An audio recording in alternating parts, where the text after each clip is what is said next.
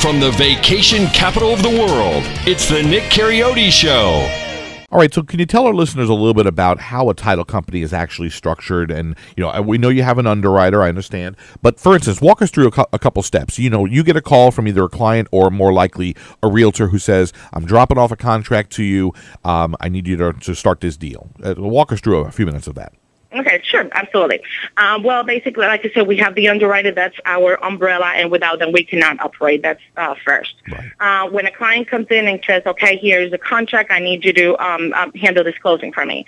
The first thing we do, we communicate with the buyer and the seller. If the buyer and seller are not available at that time, then we, of course, have to communicate with the realtor.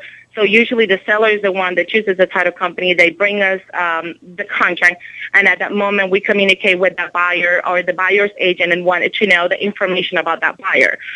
We need information. We actually have a package that we prepare for every file that we send out to that client so they can fill all that information, because usually in the contract you don't have much information. Right. You only have sales price and how much is it going to be, if it's going to be a finance transaction, and who is involved. But we need a lot more personal information from everyone, so we're able to prepare a search. So that will be the next step. Mm-hmm. We obtain all that information. We do a search and an examination with that seller in that particular property, because the seller can own 5 different properties. But we just examine that property to see what type of liens, what type of encumbrances, what type of debts they have. And we just start doing that process. It takes about 72 hours. Sometimes we can rush it, depending on the type of transaction. Sometimes we get a file that says, I need to close within a week. So we start rushing everything so we can get it happen. So we process that title search. And when the title search comes back, that's when we read that title and we see, if there's any issues with the transaction. If there's any issues with the transaction, meaning there's any liens, any mortgages, then we have to start calling and getting payoffs and all those good things. So we're able to clean that. Like I said at the beginning, we have to provide that buyer that clean title. Everything has to be removed. So we're able to close the transaction and provide that client with a policy. Right. Okay. All right. So you're really the orchestrator here. You're putting it all together, really, is what's happening here. Exactly. We do we do everything. And then at the end, when everybody, if we have all in place, and if it's a finance transaction, it takes a little longer because that buyer, I have to communicate with that loan officer or lender that is doing the mortgage. That transaction, all that information comes to us. We have to, we put all the package together. We do everything. The client comes into our office. We have to sit down with them, explain documentation, take care of the closing. We notarize the documents. We send it back to the lender. Or if it's a cash transaction, there's still documents to be notarized. Sure. And then we actually disperse the funds to everyone. Once, of course, we receive the funds from the buyer, then we disperse the funds to the realtors, to any payments that we need to make. And after that, I will have to say between a month or month and a half, then the policy comes back. Because we also have to record documents in the courthouse. Right. So it is a long process. It is a process. It takes a lot of responsibility, a lot of patience, especially this market where we have, the short sales and the REOs happening. But we love what we do, and we're happy to serve Florida with all those title insurance. Wonderful. And yes, and you guys do a great job at it as well, so we appreciate that. Thank you. So now you're ordering the surveys, right? You're assisting possibly with the ordering of the inspections or with the appraisals and things like that. Mm-hmm. Yeah. And that's basically kind of like the perks of your business, right? The extra things that you do to help with it, because, again, mainly you are in the insurance business, correct? That is absolutely right. All right, very good. Now, so Jessica, as I know, you are in the process currently of getting your real estate license as well, correct? Yes. That's wonderful. Now that's a wonderful thing, a wonderful connection. It's always great to have, and it always gives you a whole new slew of knowledge that connects to your industry to understand the mentality of the other side that's happening with what you're doing.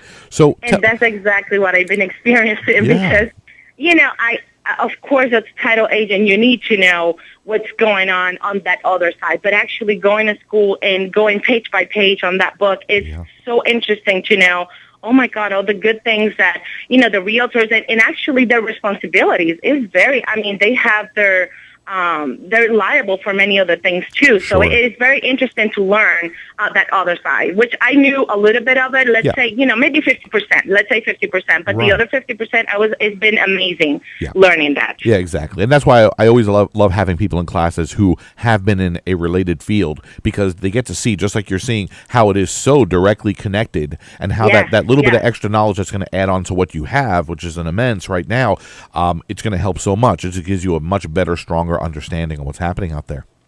Absolutely, absolutely. all right. Very So- interesting. Yeah, it really is. It really is. So that's how you kind of see, this part of the industry, the real estate part, fitting into your title business as well. Correct? Just giving you more education. Wonderful. Absolutely, All right. absolutely. That's great. So now, as we in the real estate industry have ongoing education, I would imagine you too have continuing education in the title industry, correct?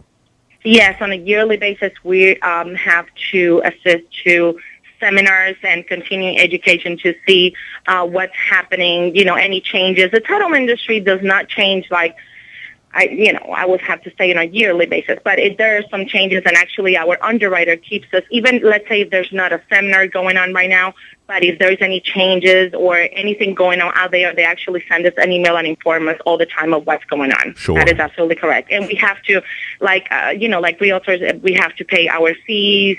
And, we have I have like 4 different insurance that I have to pay on a yearly basis. So that we have to be on top of that as well. Of course, yeah, I could imagine. Mm-hmm. And I can't imagine that there would be a lot of changes in your industry. I know in ours, in real estate, there are very, very few. Even though we just went through a 4.5-5 year, real estate bubble here, where you would imagine we had an enormous amount of law changes. Well, there's only really a handful, so I can imagine there's probably not a lot of changes. No, on your we end. we don't have that many. We don't have that many. No. All right. Now, your industry seems to be even more regulated than even ours in real estate, and rightfully so. Would you agree with that? Yes, I sure do. Yeah, I remember my brother had went for his title insurance license, and I remember him coming home. He's a real estate broker as well, saying, boy, they are really highly regulated. I mean, any little tiny thing they do, how you charge, what it is not nearly as flexible as what we do as far as charging, especially in real estate. That is absolutely right. The latest, I can't remember exactly how many years ago, but in the past, and you probably remember this, where we have the settlement statement, we had all of these little fees, Right. this, I can't even remember because we don't do that anymore. Now it actually has to go all in one, in the settlement closing fee, which is a little higher now, but it's because it covers so many different things. But we're only allowed to charge like one fee that it covers all those little fees that we used to put before in the HUD. So that's Gotcha. one of the changes. And again, if you don't do that, the title companies will get in trouble. We really have to follow exactly the way they wanted us to. And actually, sometimes even the name,